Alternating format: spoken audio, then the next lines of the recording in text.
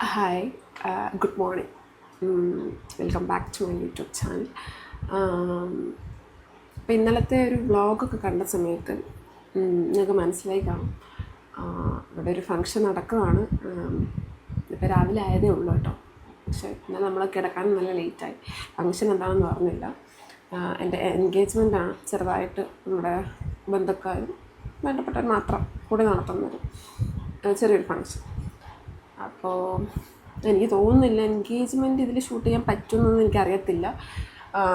എന്തായാലും മാക്സിമം പറ്റുന്ന രീതിയിൽ കവർ ചെയ്യാം. ഞാൻ വിചാരിക്കുന്നത് എന്താ വെച്ച് കഴിഞ്ഞാൽ ഇന്നൊന്ന് ഗെറ്റ് റെഡി വിത്ത് മീ ഒന്നുമില്ല, പക്ഷേ എൻ്റെ എൻഗേജ്മെൻറ്റ് ലുക്ക് ചെയ്യുന്ന ഒരു കാര്യമാണ്. ഇപ്പോൾ ഞാൻ പറയാം, മെഹന്തിയൊക്കെ ഇട്ടിട്ടുണ്ട് കേട്ടോ. കാണാൻ പറ്റുന്നതൊന്നും എനിക്കത് അറിയത്തില്ല.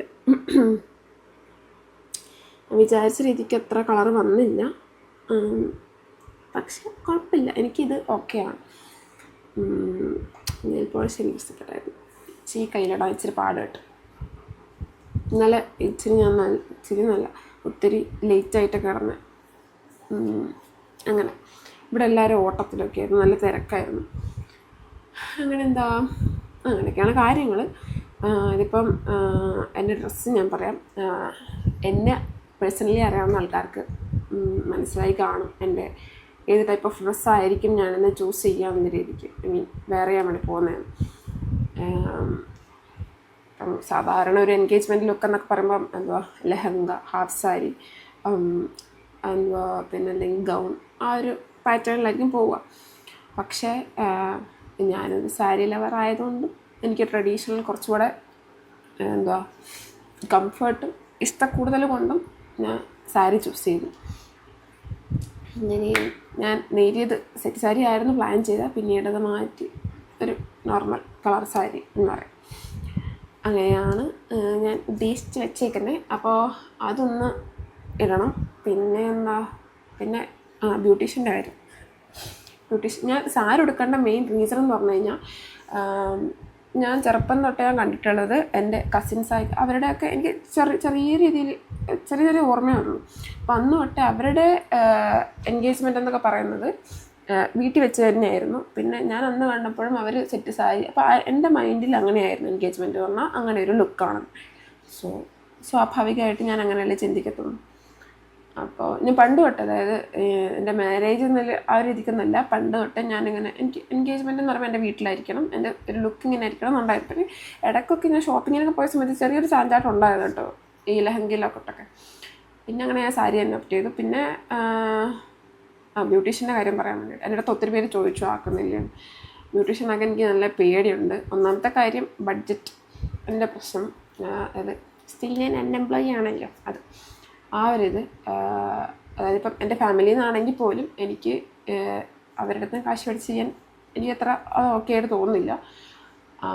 അല്ലാതെ അത് മാത്രമല്ല കേട്ടോ, അല്ലാതെ എടുക്കുവാണെങ്കിലും എനിക്ക് അവരിട്ട് കഴിഞ്ഞാൽ ഞാൻ വിചാരിച്ചൊരു സാധനം കിട്ടുമെന്നുള്ള സംഭവം.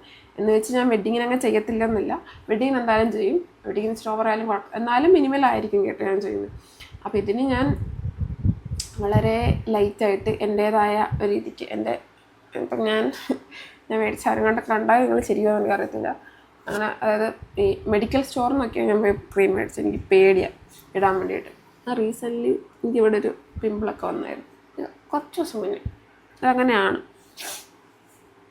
ഞാനിപ്പം ജസ്റ്റ് എണീറ്റ് ബ്രഷ് ചെയ്തതേ ഉള്ളൂ, കുളിക്കണം അത്രേ. പരിപാടിയൊക്കെ ബാക്കിയുണ്ട്. ഇവിടുന്ന് തന്നെയാണ് ഉണ്ടാക്കുന്നത് ഫുഡും കാര്യങ്ങളൊക്കെ. അപ്പം ഇതിന് വേണ്ടി ഓടി നടക്കുന്നത് മെയിനായിട്ട് ഏട്ടൻ്റെ ഫ്രണ്ട്സും ഏട്ടനും ഒക്കെ ആണ്, പിന്നെ വീട്ടിലുള്ളവരൊക്കെ, വീടിൻ്റെ അടുത്തുള്ള ആൾക്കാരും കൂടെ ഉണ്ട് കേട്ടോ, അവരൊക്കെയാണ്.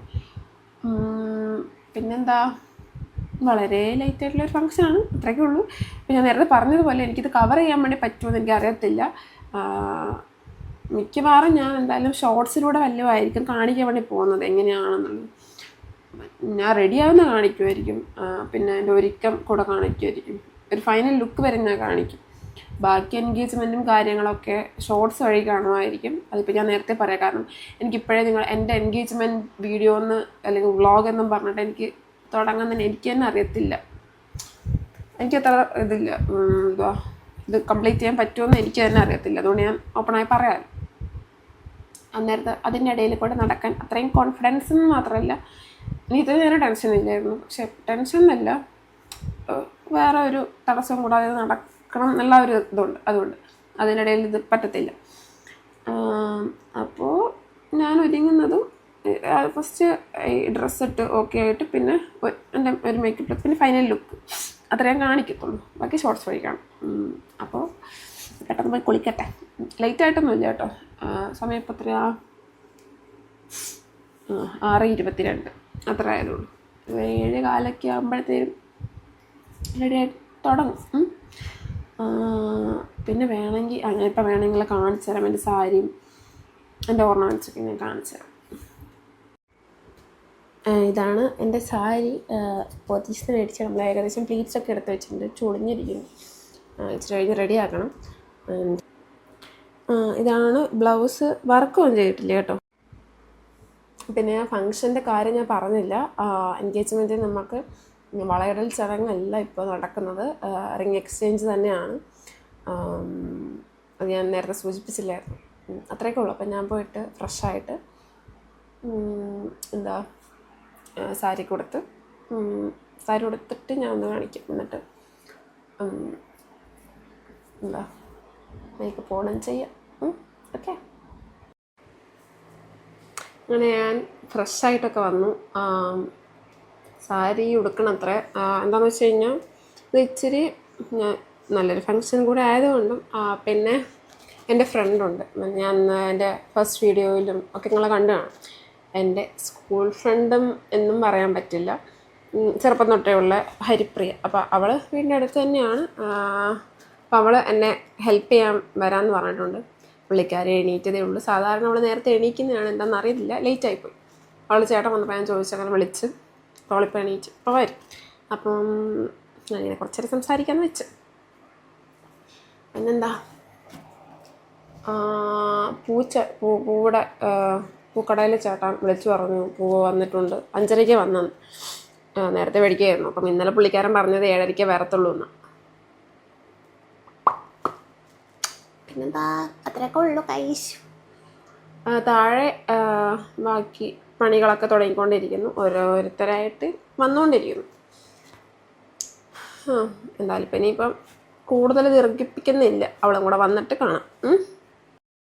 ഇതാണ് എൻ്റെ സാരി ഡ്രാപ്പിസ്റ്റ് ഹരിപ്രിയ രവീന്ദ്രൻ. ഹരിപ്രിയന് പോയിട്ട് എന്നെ ഇത് ഡ്രാപ്പ് ചെയ്തതിന് ശേഷം വേണം അവൾക്ക് പോയി ഒരുങ്ങാൻ. ആ കുട്ടി ഉറങ്ങണീറ്റ് നേരെ വന്നതാണ്. എന്നെ കണ്ടാലും ഇപ്പോൾ ഉറങ്ങണീറ്റ് കാണും. അപ്പം നമുക്ക് റെഡി ആയിട്ട് കാണാം. ഇതാണ് എൻ്റെ ഫൈനൽ ഔട്ട്ലുക്ക്. ഇവിടെ നിന്ന് എൻ്റെ ഹെയർ സ്റ്റൈലിസ്റ്റ് വന്നിട്ടുണ്ട്. ഹെയർ സെറ്റ് ചെയ്യാൻ വേണ്ടിയിട്ട് വന്നിരിക്കുന്ന ആളിതാണ്. സാരി ഡ്രാപ്പിസ്റ്റ് ഇവിടെ ഉണ്ട്. ഇവിടുത്തത് എനിക്ക് ഭയങ്കര ഇഷ്ടപ്പെട്ടായിരുന്നു കേട്ടോ.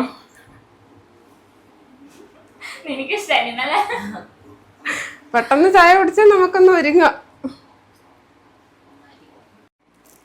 ഇപ്പം നമ്മുടെ മുല്ല ഇവിടെ എത്തിയിട്ടുണ്ട്. എത്തിച്ചത് എൻ്റെ കസിൻ അബിയാണ്.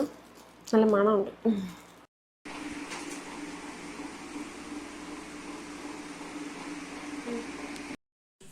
അങ്ങനെ എൻ്റെ സാരി ഡ്രാപ്പിസ്റ്റ് പോയില്ല. ഇവളുടെ അസിസ്റ്റൻ്റായിട്ട് നിന്നായിരുന്നു. അപ്പം എൻ്റെ ഹെയറൊക്കെ സെറ്റ് ചെയ്ത് ഇറങ്ങിയെന്ന് ഹരിപ്രിയ കളിക്ക് അങ്ങനെ കാണിച്ചു തരും.